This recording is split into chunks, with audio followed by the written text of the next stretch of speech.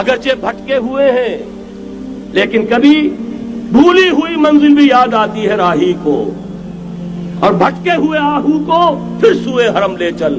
اس کی ضرورت ہے مسلمان کو پھر اس کا مقصد یاد دلایا جائے۔ پاکستان اس لیے نہیں بنایا گیا تھا کہ ہمارے ہاں ٹاٹے اور برلے نہیں تھے تو ہمارے پاس اس کے بھی باپ وجود میں آ جائیں، اس لیے تو نہیں بنایا گیا تھا۔ پاکستان اس لیے نہیں بنایا گیا تھا کہ جاگیرداروں کی جاگیرداریاں محفوظ ہو جائیں، پاکستان اس لیے تو نہیں بنایا گیا تھا۔ اور یہ کہ نمازیں اور مسجدیں تعمیر ہو جائیں، مسجدیں تو امریکہ میں تعمیر ہو رہی ہیں عالی شان سے عالی شان، اس لیے پاکستان نہیں بنا تھا۔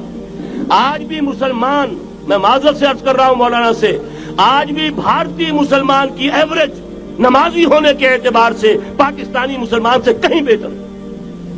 آج بھی برقع نظر آ جائے گا تو ہندوستان میں نظر آ جائے گا۔ میں نے اپنی آنکھوں سے دیکھا چند سال پہلے جب مکہ مسجد حیدرآباد دکن میں 3 دن مسلسل میری تقریریں ہوئی ہیں، 10,000 مرد اور 5,000 خواتین، اور ان میں سے کوئی بغیر برقعے کے نہیں تھی۔ ایک سیلاب نظر آ رہا تھا برقعوں کا کہ جب جلسہ ختم ہوا ہے رات کے 12 بجے 3 دن تک متواتر۔ یہاں کہاں نظر آئے گا برقع آپ کو؟ یہاں تو جس کے پاس 2 پیسے ہو گئے اس نے سب سے پہلے برقع اتار کے پھینک دیا۔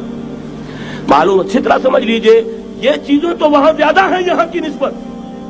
اصل ضرورت تھی کہ یہاں اس نظام کو قائم کیا جائے، وہ نظام عدل اجتماعی، وہ جس میں حریت ہو، جس میں عام آدمی بھی خلیفہ وقت کو ٹوک سکے۔ یہ کرتا کیسے بن گیا؟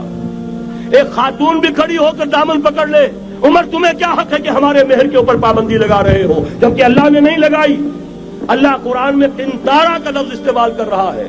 ڈھیروں سونا دے دے کوئی شخص اپنی بیوی کو مہر کے اندر، طلاق دیتے وقت اس میں سے کچھ نہیں لے سکتا۔ آپ کون ہوتے ہمارے حق کے اوپر پابندی لگانے والے؟ اور عمر نے کہا آج ایک بڑھیا نے وہ اب عمر کو دین سکھایا، آرڈیننس واپس۔ حضرت سعد بن ابی وقاص رضی اللہ تعالی عنہ جو فاتح ایران تھے، وہ گورنر ایسے ہی نہیں بن گئے تھے ریوڑیاں بٹی ہو اور گورنر ہی مل گئی ہو، وہ تو خود فاتح تھے ایران کے، اس لیے گورنر تھے۔ صرف ایک پرچہ پہنچا ہے بارگاہ خلافت میں، حضرت عمر فاروق کے پاس انفارمیشن آئی سعد نے اپنے گھر کے باہر ڈیوڑی بنا لی ہے اور ایک دربان کھڑا کر دیا ہے۔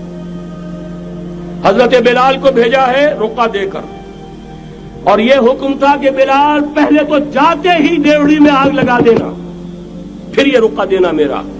اور رقعے میں لکھا ہوا تھا اے سعد، لوگوں کو ان کی ماں نے آزاد کرنا تھا، تم نے انہیں اپنا غلام کب سے بنا لیا ہے؟ یہ دربان کھڑے کر دیا اپنے آگے۔ وہ حریت، وہ مساوات کہ جا رہا ہو خلیفہ وقت اور چارج لینے جا رہا ہے بیت المقدس کا، کوئی ذاتی علاج کے لیے نہیں جا رہا، سیر و سیاحت کے لیے نہیں جا رہا، چارج لینے کے لیے بالکل سرکاری وزٹ ہے، آفیشل وزٹ ہے، اسٹیٹ وزٹ ہے۔ اور حال کیا ہے؟ 700 میل کا فاصلہ طے کرنا اور ایک اونٹنی، کوئی انٹوریج نہیں، کوئی خدم و حشم نہیں، کوئی جمبو جٹ بھرے ہوئے نہیں، کچھ نہیں، ایک اونٹنی ایک خادم۔ اس ایک اونٹنی پر چونکہ راستے کا راشن بھی ہے لہذا 2 آدمی نہیں بیٹھ سکتے، ایک بیٹھ سکتا ہے۔ ایک منزل خلیفہ وقت بیٹھا ہوا ہے اوپر اور خادم نکیل پکڑ کر چل رہا ہے، اگلی منزل خادم اوپر بیٹھا ہے اور خلیفہ وقت عمر بن الخطاب رضی اللہ تعالی عنہ اور وہ آگے آگے نکیل پکڑ کر چل رہے ہیں۔ یہ نظام چاہیے آج نوع انسانی کو۔ اس کے انتظار میں، اس کی تلاش میں نوع انسانی نے کتنے تجربے کر لیے، کیسی چھلانگیں لگائیں، ملوکیت ختم کی، آسمان سے گرا کھجور میں اٹکا، جمہوریت آئی نام نہاد، لیکن وہ سرمایہ دارانہ نظام بن کر آگے سے بڑھ کر لعنت بن گئی۔ پہلے جاگیردار مسلط تھا، اب سرمایہ دار اور کارخانے دار مسلط ہو گیا۔ اس سے نکلنے کے لیے زور لگایا، کمیونزم کی طرف گئے، چھلانگ لگائی، اب ایک پارٹی ڈکٹیٹر بن کر بیٹھ گئی۔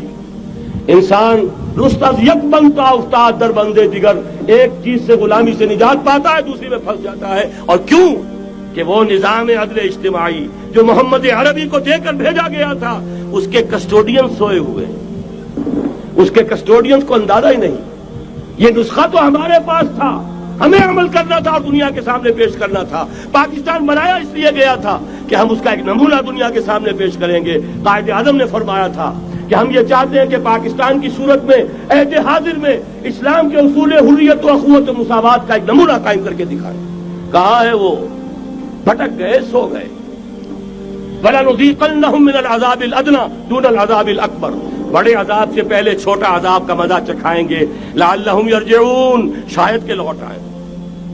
کوئی عجب نہیں اس عذاب الادنیٰ کے بعد ہم جاگے نہیں، ہوش میں نہیں آئے. کوئی عجب نہیں کہ بڑے عذاب کا کوڑا ہماری پیٹھوں پر برس جائے.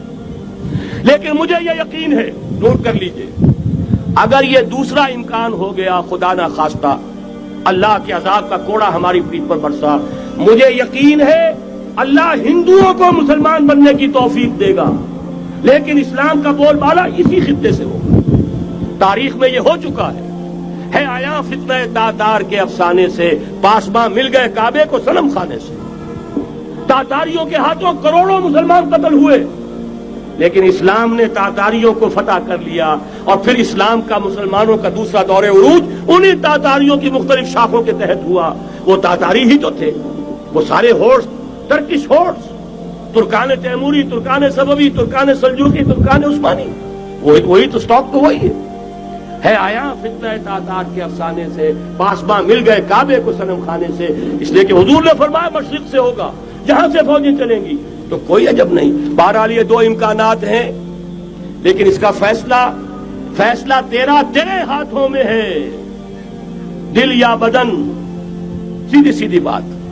اگر تو اب بھی ہم ٹھیک ہو جائیں، جاگ جائیں، ہوش میں آ جائیں، قوم یونس کی طرح توبہ کر لیں، تو بغیر عذاب کے کوڑے کے رحمت خداوندی ہم پر سایہ کرے گی.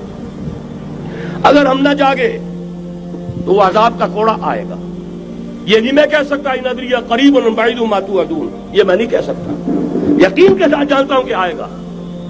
لیکن یہ کہ اس کے بعد بھی یہی سے بول بالا ہوگا. اگر ہمارے ذریعے نہیں تو ان کے ذریعے سے جو ہمیں شکست دے کر پھر اسلام قبول کر لیں گے. لیکن کیوں نہ پہلے ہی راستے پر چلنے کی کوشش کریں.